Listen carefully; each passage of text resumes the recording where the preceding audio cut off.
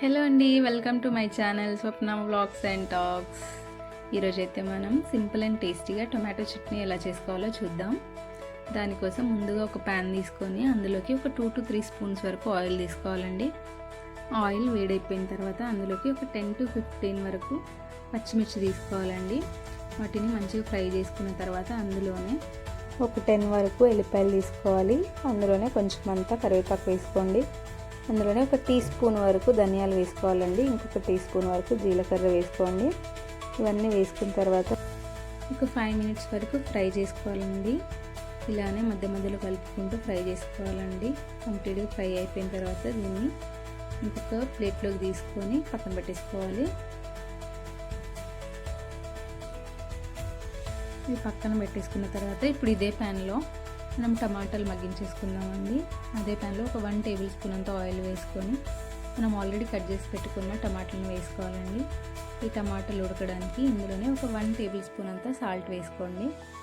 Salt వేసుకున్న తర్వాత కలిపేసుకొని ఒక 10 minutes వరకు ఈ టమాటాలని మగ్గించేసుకుందామండి. చూసారు కదా, టమాటాలు చాలా బాగా కుక్ అయిపోయాయండి.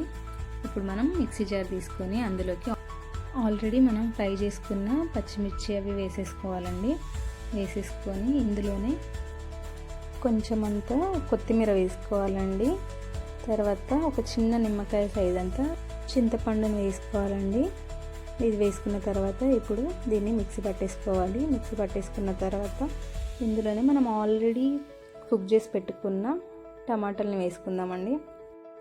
టమాటాలు వేసుకున్న తర్వాత ఇందులోనే మీ టేస్ట్కి తగ్గట్టుగా సాల్ట్ వేసుకోవాలండి. సాల్ట్ వేసుకున్న తర్వాత దీన్ని మెత్తగా గ్రైండ్ చేసేసుకోవాలండి. చూసారు కదా, ఇప్పుడు దీన్ని పోపు పెట్టేసుకుందాం. దానికోసం నేను ఆల్రెడీ టమాటాలు ఫ్రై చేసుకున్న ప్యానే తీసుకున్నానండి. అందులోకి ఒక 2 స్పూన్స్ అంత ఆయిల్ తీసుకున్నాను. అందులోనే ఒక 2 ఎండుమిర్చి తీసుకున్నాను. ఒక 1 స్పూన్ అంత పోపు గింజలు, కరివేపాకు, ఇందులోనే దంచుకున్న వెల్లుల్లి, కొంచెం అంతా ఇంగువ వేసుకుంటున్నానండి. నేను ఇక్కడ ఇంగువ ఆప్షనల్ అండి, నచ్చితే వేసుకోవచ్చు లేకపోతే లేదు. ఇందులోనే చిటికెడు పసుపు తీసుకోవాలి. ఇదంతా మంచిగా ఫ్రై అయిపోయిన తర్వాత మనం ఆల్రెడీ మిక్సీ పట్టి పెట్టుకున్న చట్నీని ఇందులో వేసేసుకోవాలండి. వేసేసుకొని ఒక 1 minute వరకు కుక్ చేసుకోవాలి. చూసారు కదా, చాలా టేస్టీ టమాటో చట్నీ రెడీ అయిపోయిందండి. దీన్ని ఇంకొక బౌల్లోకి ట్రాన్స్ఫర్ చేసేసుకొని సర్వ్ చేసుకోవడమే. థ్యాంక్స్ ఫర్ వాచింగ్ అండి. మీరు నా వీడియో ఫస్ట్ టైం చూస్తున్నట్లయితే నా ఛానల్ని సబ్స్క్రైబ్ చేసుకోండి జరా.